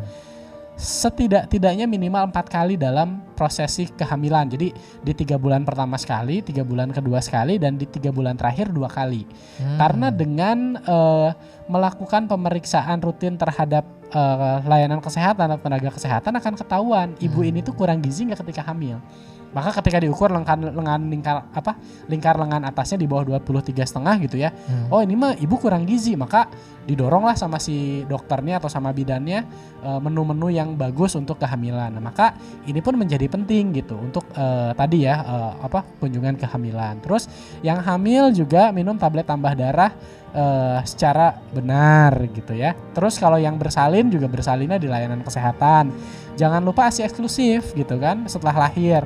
Bahkan sebelum ASI eksklusif sekarang tuh ada inisiasi menyusui dini yang anak ditamplokin di perut ibunya, kemudian dia akan mencari puting susu ibunya untuk menyusui pertama kali dan keluar kolostrum. Kolostrum tuh kayak ASI yang warnanya kuning, yang kalau kata orang dulu mau itu mah harus dibuang karena racun buat anak, padahal itu enggak ya. Banyak zat imunnya di situ. Nah, banyak mitos-mitos yang harusnya terus apalagi yang harus rutin dilakukan, sering datang ke posyandu gitu. Karena begitu datang ke posyandu, anak-anak itu akan ketahuan gitu ya, apakah ini tuh pertumbuhan dan perkembangannya tuh ada masalah atau enggak gitu. Iya betul. Kayak gitu. Itu sih gambarannya gitu. Bahkan kalau yang mesti ada nih kalau di tatanan desa apa aja gitu ya. Ini ada di slide 24. Kayak tablet tambah darah buat remaja putri, pemberian makanan tambahan buat ibu hamil, ASI eksklusif, MPASI yang benar. Terus ini nih ada bina keluarga balita gitu ya, sama keluarga berencana. Bina keluarga balita ini nih salah satunya yang dilakukan oleh Astra sekarang nih dengan adanya sekolah keluarga balita. Ya, kalau di posyandu anak dikasih vitamin A, dikasih makanan tambahan, obat cacing gitu. Ya, nah program-program ini kan bisa dilakukan di daerah Bapak Ibu sekalian gitu. Kayak gitulah gambarannya. Nah, ini kan akar masalah itu ada ekonomi, pendidikan, bahan pangan yang tidak ada gitu kan. Betul, pola asuh gitu kan. Nah, kebanyakan nih kalau misalkan yang dari ekonomi kan sebenarnya ekonomi itu kan kalau dia bisa bagi-bagi anggaran bisa anggarannya bisa matok. Ini lebih penting ke sini, ini penting kan kesini, makanan gitu. bergizi juga kan enggak mahal. Enggak mahal kan? Ya kan kayak misalkan butuh kandungan protein yang paling murah mungkin telur gitu ya. Terus apalagi ikan juga kan enggak semua ikan mahal ya gitu. Ikan juga bisa. Ya sekali-kali juga kan bisa kali-kali kalau ikan ya. Iya, ikan. Ayam ya juga bisa, tapi mungkin buat sebagian orang kan ada yang sulit ya untuk ayam sama daging gitu. Ya mungkin setidaknya telur atau ikan lah yang paling murah. Makanya tadi kan kalau di daerahnya ada bioflok lele kan, itu kan membantu orang-orang yang nggak mampu untuk diberikan ya budidaya bioflok lele tadi. Atau berternak ayam juga tidak apa-apa di rumahnya. Gitu kan. Terus kalau masalah protein hewaninya kan tadi kayak gitu, nabatinya kan tempe murah, kacang kedelai murah kan, tahu. Jadi sebenarnya nggak ada alasan sebenarnya. Sayur nanam kangkung hidroponik paling gampang. Iya benar-benar cepat tumbuhnya juga. Iya. Nah ini gitu. Secara ekonomi juga kan di surveinya juga 50-50 ya. Jadi yang kena stunting itu justru bukan orang miskin saja. Enggak, kalau yang stunting memang sih kalau dikaitkan dengan ekonomi mayoritas pada menengah ke bawah. Nah yang tadi yang proporsinya mirip tuh penyakit tidak menular. Yang penyakit hipertensi, diabetes itu mau yang kaya mau yang miskin sama proporsinya gitu. Nah kalau kayak gitu. Kita akan buka sesi tanya kedua. Boleh.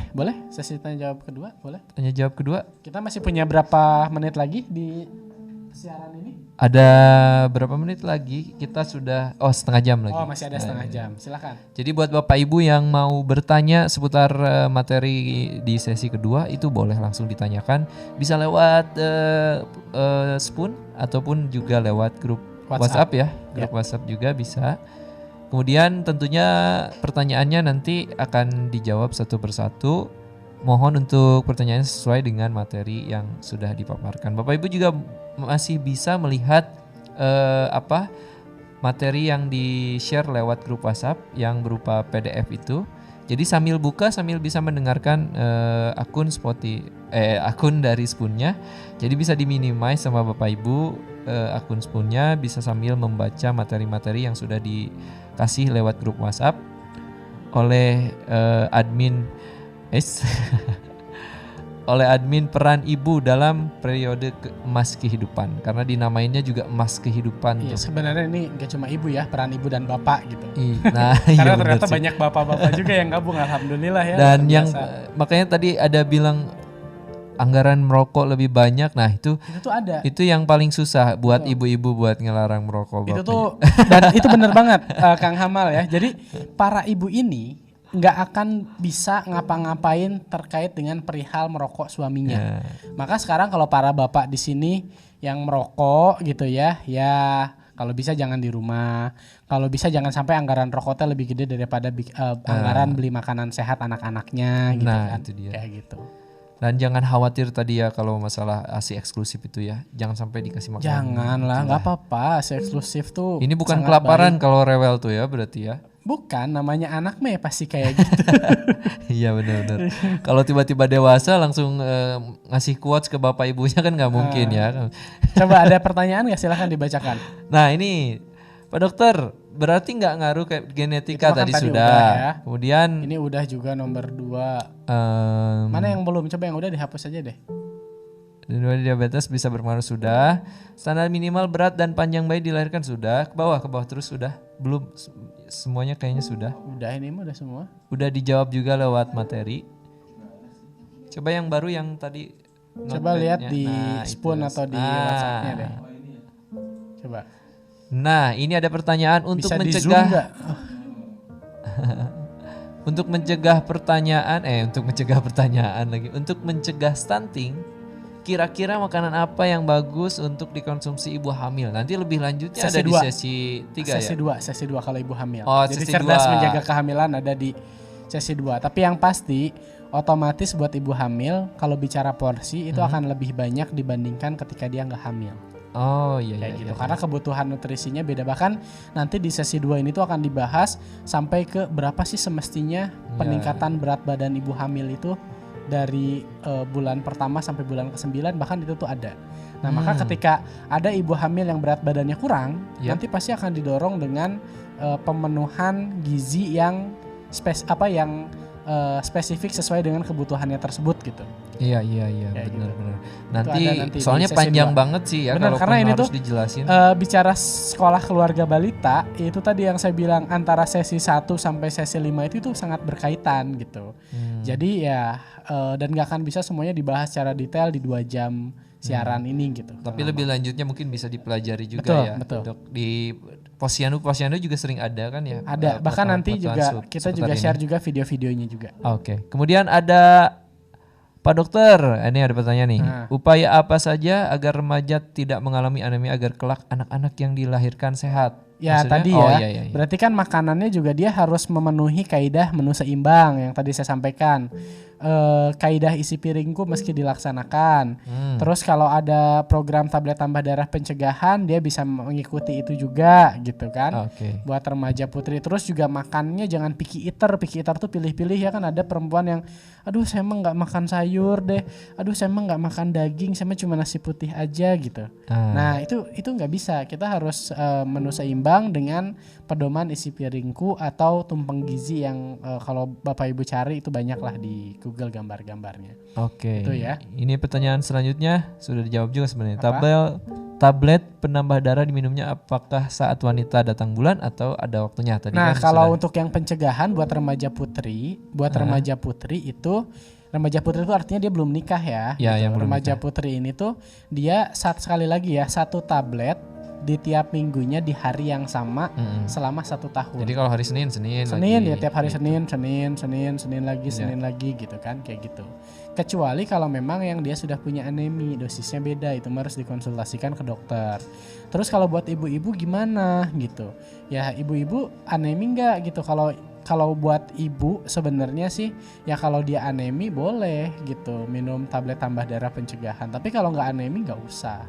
Jadi nggak harus tiap kali menstruasi minum tablet tambah darah, nggak harus kayak gitu. Tapi kalau buat ibu hamil wajib karena secara fisiologisnya nanti di bulan kesekian hemoglobin darah ibu tuh turun.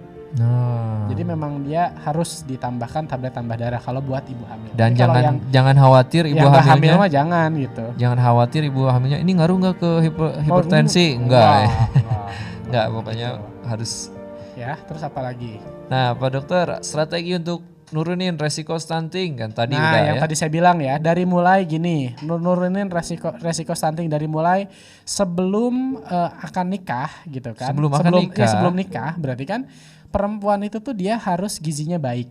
Dengan cara apa ya? Tadi ya, tablet tambah darah pencegahan dia minum. Makanan dia memenuhi kaidah menu seimbang gitu ya. Terus nggak ngerokok gitu Ya, kan. ya, Terus ya. ketika dia hamil, maka ketika dia hamilnya kebutuhan asupan gizi saat hamilnya terpenuhi. Dia minum tablet tambah darah. Terus dia juga rutin tiap bulannya ke layanan kesehatan gitu kan untuk ngecek kehamilan dan status gizi ibunya. Terus begitu anaknya lahir IMD dan ASI eksklusif. Ya, ya. Terus setelah 6 bulan diberikan MPASI yang sesuai dengan kebutuhan kebutuhan si balita tersebut sesuai dengan usianya. Terus setelah dia lewat dari 1 tahun dia udah bisa makan apapun, diberikannya pun makanannya kayak orang dewasa dengan menu seimbang tadi yang isi piringku tadi. Terus pola asuhnya yang baik, nggak ada yang ngerokok di rumah karena perokok pasif bisa nggak mempengaruhi kelahiran dengan berat badan rendah pada ibu hamil itu bisa. Iya, iya. Jadi selain ibunya yang rokok, dia dapat perokok pasif dari suaminya pun itu bisa gitu. Kayak gitu. Dan jangan percaya sama mitos-mitos yang belum tentu jelas ya Betul. faktanya juga Kayak ya. gitu. Kalau lagi hamil nanti lebih percaya sama mitos daripada sama bidan gitu kan. Banyak yang gitu juga soalnya ya. Nah ini mau tanya dok, Heeh. mana yang mana? Dan apakah ada menu seimbang untuk ibu hamil dan anak stunting? Jelas ada Ini ya. ada ya tadi yang Jelas saya sampaikan ya, dan ini akan dibahas detailnya di pertemuan kedua dan ketiga. Nah, apakah perokok pasif katanya? Jelas aktif akan pasif berpengaruh jangan. pada 1000 hari pertama kehidupan anak, jelas gitu. Jangan sampai nyesel lah. Dulu saya pernah punya pasien rumahnya kecil ya, dia berapa ya? Mungkin di bawah 20 ya, sekitar 20 meter persegi lah. Iya, iya. Isinya tuh banyak, ada ada kakeknya si anak ini, ada bapaknya, ada omnya gitu ya, dan mereka semua tuh merokok. Bapak survei ke tempatnya ya? Iya, Mantap, kan kalau mantap. di kita di kedokteran keluarga ini kan ada kunjungan rumah. Oh. Jadi kita datang ke kunjungan rumah, ngelihat kan ada bayi ini anak ini pneumonia ya gitu, radang pada paru-parunya. Kita lihat faktor resiko di rumahnya, ternyata yaitu suaminya ngerokok, orang tuanya merokok, omnya merokok, dan mereka merokok di dalam rumah. Sementara kan rumahnya juga kecil dan lain sebagainya. Ya akhirnya kan kita tanganin kan, bahkan dirujuk gitu. Sebulan kemudian saya dapat SMS dari si ibunya gitu. Dia bilang, Assalamualaikum dok, ini saya ibu ini, orang tua dari bayi ini, mau menginfokan dok kalau bayi atas nama ini sudah meninggal dunia. Sedih kan gitu. Karena ya penyakit radang paru-paru yang berat dengan faktor resiko orang-orang yang merokok dalam rumah. Maka di keluarga sehat, indikator keluarga sehat, itu tuh salah satu indikatornya adalah anggota keluarga tidak merokok. Bahkan bukan tidak merokok dalam rumah, tidak merokok. Iya, iya. Kayak gitu di 12 indikator keluarga sehat yang ditetapkan Kemenkes tuh. Jadi ya memang memang berpengaruh terhadap gizi, berpengaruh dan kesehatan yang lain juga berpengaruh. Ya itu dia ya. Kalau bisa dikurangin dulu ya. Kalau memang sekarang udah adiktif ya. Ya. Tapi minimal di luar lah gitu ya. Ya, kalaupun susah banget di luar. Terus gitu. begitu ngerokok di luar, begitu nyampe rumah ganti baju lah. Oh iya, karena asapnya nempel masih di. nempel Iya, iya, iya. Oke. Gitu. Kemudian Pak Dokter, apa jangka pendek dan jangka panjang stunting? Kalau jangka pendeknya tadi ya, ini anaknya kan Ibu Rinta Lisnawati. anaknya kan tadi kalau jangka pendeknya kan kelihatannya jadi kecil gitu ya. Iya, iya.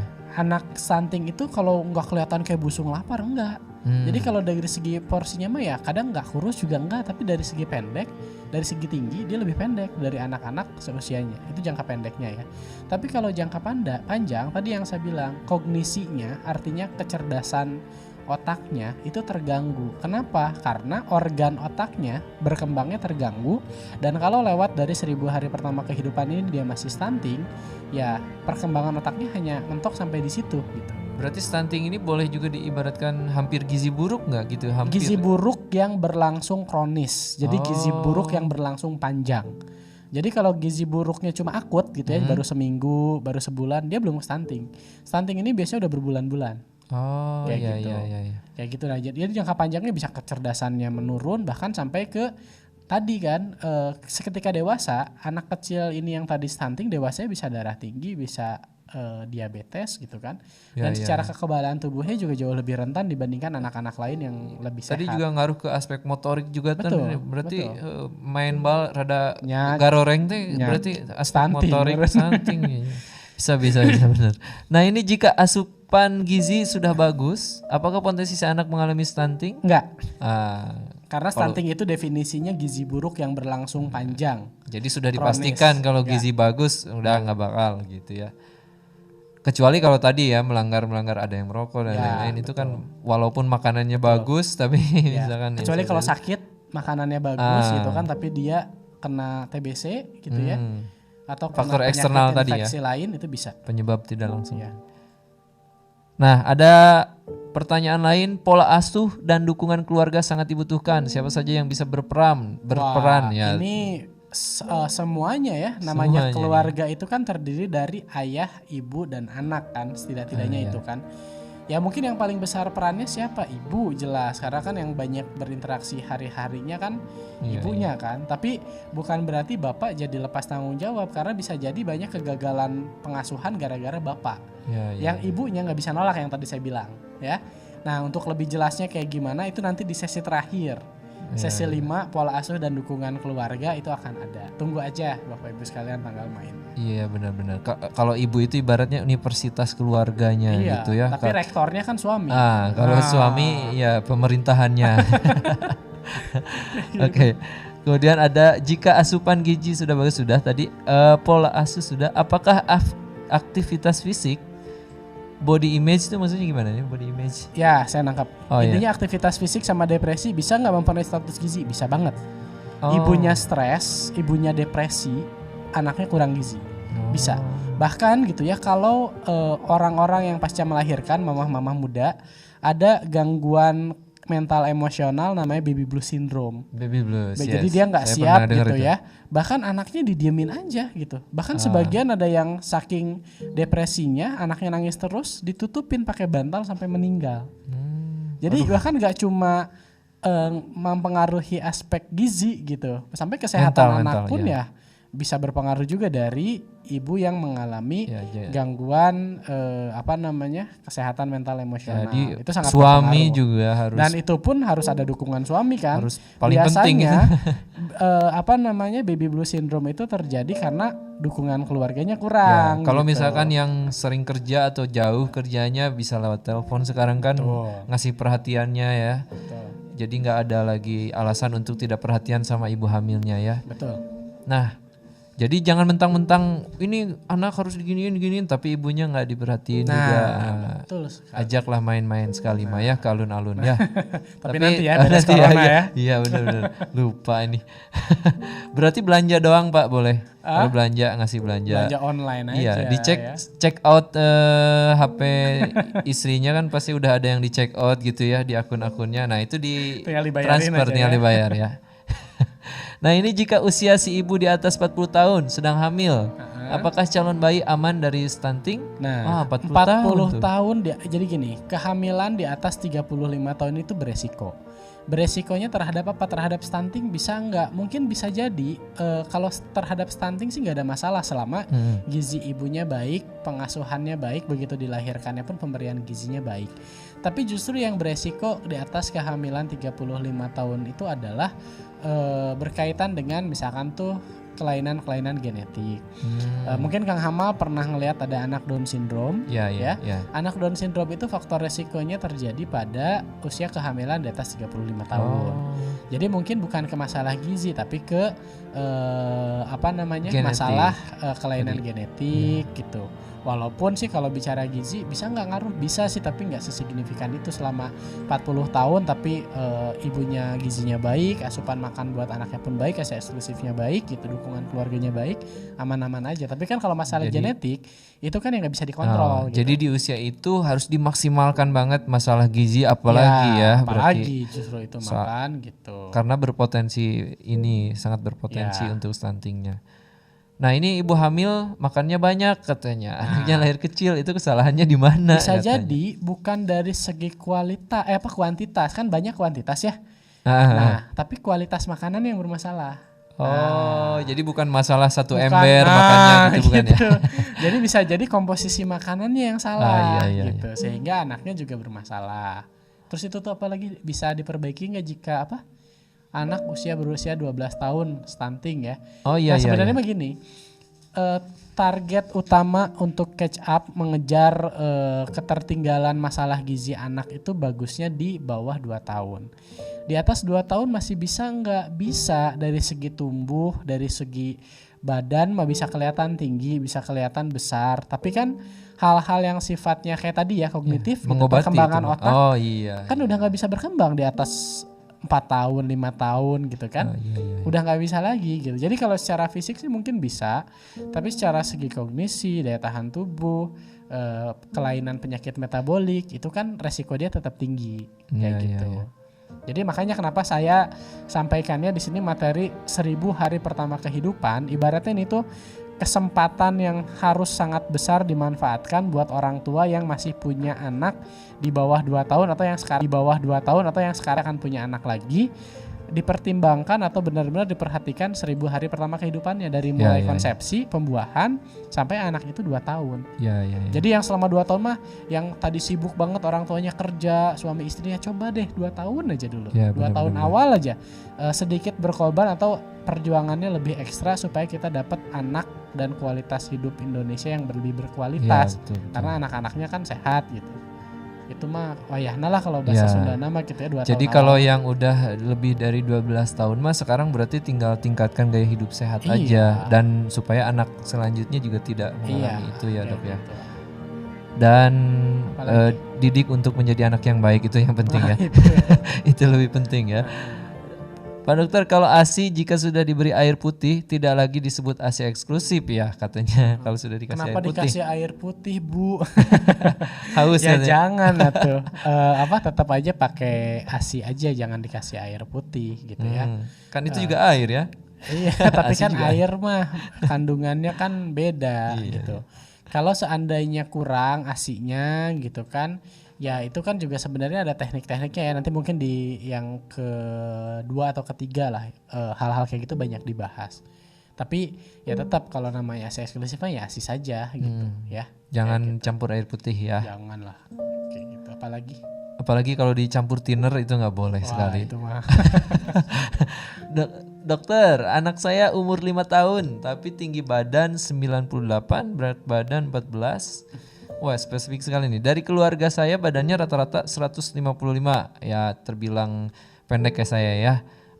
Tapi ini mah rata-rata emang ya segitu ya, Ya. 155 normal ya. Anak saya Bahasa aktif, Indonesia mah segitu. doyan makan, tapi kenapa tinggi badannya nggak normal katanya. Padahal pernah Ya. konsultasi ke dokter Nah, gizi ini. katanya kurang zat besi. Siapa yang bilang nggak normal? Karena kan kalau untuk menentukan normal atau enggak kita harus tahu standarnya. Maka supaya kita tahu 98 cm dengan umur 5 tahun ini, coba ibu gitu ya plotting dulu di tinggi badan per umurnya WHO itu. Ya. Atau bahkan ada lagi satu grafiknya lagi, body mass index per umur. Jadi berat badan dibagi tinggi badan dalam meter dikuadratkan gitu kan, itu berapa, nanti di plotting umurnya berapa, nanti di situ kelihatan di kurvanya, di grafiknya. Ya. Maka kita bisa bilang dia nggak normal itu setelah kita tahu standar benernya gimana. Itu dulu. Kalau seandainya memang dari standarnya memang di bawah gitu kan, nah maka ya kita lakukanlah upaya untuk konsultasi ke layanan kesehatan untuk dikonfirmasi tadi, ditanya orang tuanya gimana dan lain sebagainya. Bahkan kalau 5 tahun yang tadi saya bilang itu, kalau seandainya tadi aktivitasnya bagus, anaknya aktif, sehat, di sekolahnya juga pinter, yang tadi saya bilang bisa jadi ada yang namanya keterlambatan pubertas. Jadi sebelum dia pubertas dia selalu di bawah, tingginya tuh di bawah standar. Tapi begitu masuk pubertas dia tuh kalau di grafik langsung melonjak. Nah itu tuh bisa. Mungkin nggak normalnya tuh kalau misalkan masuk pramugari atau tentara, mungkin ya itu nggak bisa. Mungkin, Ya ada gitu itu mah ada standar tersendiri ya. Nanti kalau jadi tentara kan kalau misalkan yang pendek mah jagonya bukan jagonya, mak jago ngumpet nanti. Nah kemudian ada lagi mau tanya anak bayi di sini ada yang dikasih Maltover. Oh, Maltover tuh jenis obat itu. Apa sih Maltover tuh? Oh, tablet tambah darah. Oh, tablet merek ya Ah, buat ibu hamil. Usia 5 bulan ada riwayat anak satu kanker. Oh, neuroblastoma. anak bayi di sini dikasih Maltover. Karena gini, apa namanya si tablet zat besi itu pun memang biasa diberikan juga pada anak-anak bayi oleh dokter spesialis anak gitu sebagai suplemen tambahan makanannya dia gitu. Itu tuh yang tetes biasanya seperti itu. Jadi memang gak masalah gitu dikasih kayak gitu. Tapi saya nggak tahu nih Maltover ini biasanya mah tablet tambah besi buat ibu hamil dah ya. Kayak gitu. Terus apa lagi? Ini ada anak pertama pendek banget tapi anak selanjutnya normal. Apa? Ada riwayat anak satu kanker neuroblastoma, ini anak yang kedua. Oh iya. Ya, tapi anak yang keduanya semoga sih sehat ya Bu ya, kan di sini nggak ada ceritanya masalah kesehatannya di anak yang kedua ya. Tapi kalau mau anak kedua dikasih zat besi sih nggak apa-apa. Kan memang juga suka dikasih zat besi tetes tuh yang buat bayi. Apalagi tadi benar? Anak pertama pendek banget tapi selanjutnya normal katanya. Mana? Anak pertama pendek banget tapi anak selanjutnya normal. Orang berada. Itu apa stunting? Itu yang tadi saya bilang, belum tentu stunting. Bisa jadi dia keterlambatan pubertas. Yang tadi saya bilang, selama dia belum puber pendek kelihatannya. Tapi begitu puber gitu ya, masa puber masuk gitu. Yang tadi saya bilang lonjakan tinggi badannya tuh kalau dilihat di grafik tuh loncat gitu. Itu bisa. Oke. Jadi kayak gitu, makanya yang saya bilang tadi ya, pendek itu bukan berarti stunting. Tidak selalu stunting. Tapi anak stunting pasti pendek. Ya, kayak gitu. maksudnya. Ya. Oke, Pak Dokter, apa yang harus dilakukan saat HPK untuk mengurangi terlahirnya anak berkebutuhan khusus? Ya, tadi berarti sudah ini ya. sekaligus menjawab pertanyaan ini baru berikutnya masuk ya. Berapa? Enggak, ini sekaligus menjawab iya. berapa usianya untuk ibu yang hamil lagi. Jadi untuk menjawab pertanyaan untuk mengurangi terlahirnya anak berkebutuhan khusus, maka kalau ibu-ibu sekalian mau hamil ya, usianya kalau bisa di atas 20, range-nya antara 20 sampai 35. 20 sampai 35. Jadi itu yang pertama, usia kehamilannya 20 sampai 35. Kemudian yang kedua, yang tadi saya sampaikan, rutin setidaknya dalam kehamilan itu 4 kali kontrol ke layanan kesehatan. Ya, terus apalagi jangan mengkonsumsi obat-obatan karena banyak juga kelainan kongenital yang diakibatkan karena konsumsi obat-obatan yang nggak boleh buat ibu hamil. Ya, hindari. Ya, hindari atau misalkan suplemen lah apa yang tidak direkomendasikan dokter gitu kan. Atau gitu ya sering makan makanan yang banyak pengawetnya. Atau apalagi sering makan makanan mentah kayak misalkan dia sering makan sushi gitu ya. Susinya tuh sushi mentah terus gitu kan. Ya, sushi similikiti. Nah, dia sering makan itu gitu. Itu juga bisa mempengaruhi karena terjadinya toksoplasma gitu dan lain sebagainya. Jadi ini akan dibahas di sesi kedua banyaknya di materi cerdas menjaga kehamilan. Nah, dipantau terus jadi ya selanjutnya, sesi selanjutnya. Tenang, masih ada banyak sesi ya. Selanjutnya sudah tidak ada pertanyaan lagi. Waktunya 5 menit lagi nih, Dok. Mungkin ada closing mungkin dari coba ada lagi nggak, coba Dani. dilihat Tapi dulu, sebelumnya bisa ada yang belum kejawab gitu. Belum kejawab. Ini yang baru masuk, jangan khawatir karena nanti akan ada di cast dari Spoonnya sendiri. Nanti ini bakal ke save ya hasil dari streaming kita hari ini. Dok, bila usianya sudah 40 apakah boleh hamil lagi? Ya tadi sudah dijawab juga ya. Sebaiknya mah jangan, apalagi kalau udah punya anak 2 cukup lah gitu ya. Iya. Gitu. Karena tadi beresiko. Ada lagi nggak apa kira-kira yang belum kejawab? Nah, kalau sepertinya sudah ini, Dok, sudah pada paham. Mohon nanti dapat di-share rekaman pemaparan materi siap ya katanya ya. Pokoknya terima kasih banyak Bapak Ibu sekalian yang sudah ikut bergabung bersama kami. Mungkin pesannya di sesi yang pertama ya, Kang Ini Hamal. ada pesan terakhir tentunya dari Pak Dr. Dani. Di sesi ini Bapak Ibu sekalian tadi ya yang saya sampaikan bahwa dari mulai pembuahan sampai anak berusia 2 tahun ini adalah periode emas untuk anak ini bisa tumbuh dan berkembang. Ibaratnya investasi 2 tahun ini mempengaruhi kualitas hidup anak Bapak Ibu sekalian di sisa waktu hidupnya gitu. Jadi 2 tahun untuk investasi keberlangsungan hidup yang lebih baik sepanjang anak ini hidup gitu. Jadi tolong di 2 tahun ini, 2 tahun awal ini dari mulai pertama kali kita akan merencanakan kehamilan sampai anak lahir sampai 2 tahun itu tuh benar-benar dioptimalkan pola pengasuhan, pola pemberian nutrisinya terutama gitu. Kenapa? Karena dengan nutrisi yang kurang, yang tadi saya bilang dia bisa mengakibatkan kekurangan gizi yang kronis gitu ya, stunting, otak nggak berkembang gitu ya, daya tahan tubuh kurang gitu, ke faktor resiko penyakit tidak menular juga tinggi.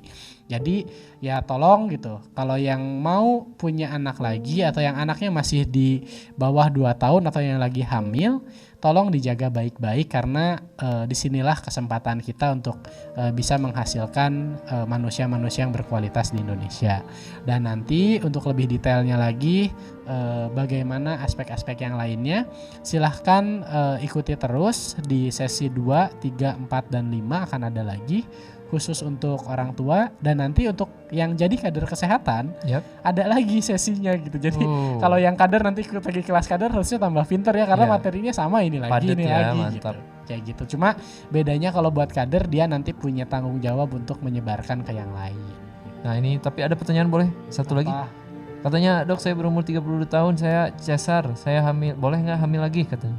Sesar itu ini kalau misalkan 32 tahun sesar anak baru 1 boleh hamil lagi sekali lagi. Boleh ya, sudah ya. Gitu. Oke, baik, sebagai penutup nih Hamal Mas Kumambang pamit undur, mohon maaf kalau misalkan ada salah-salah kata, ada bercanda yang kurang pas ya, berkenan di hati Bapak Ibu. Dan ini Hamal Mas Kumambang dan juga Bapak Dr. Dani Ferdian MKM pamit undur. Jangan lupa jaga kesehatan Bapak Ibu semua dan mudah-mudahan pesan-pesan dari Pak Dr. Dani Ferdian MKM bisa bermanfaat buat Bapak Ibu semua. Akhir kata, Assalamualaikum warahmatullahi wabarakatuh. Pak Dani ya, juga. Terima kasih, sampai ketemu lagi di sesi-sesi berikutnya. Jangan bosan untuk ikut kelas sekolah keluarga balitanya Astra. Baik, Astra sehat untuk Indonesia.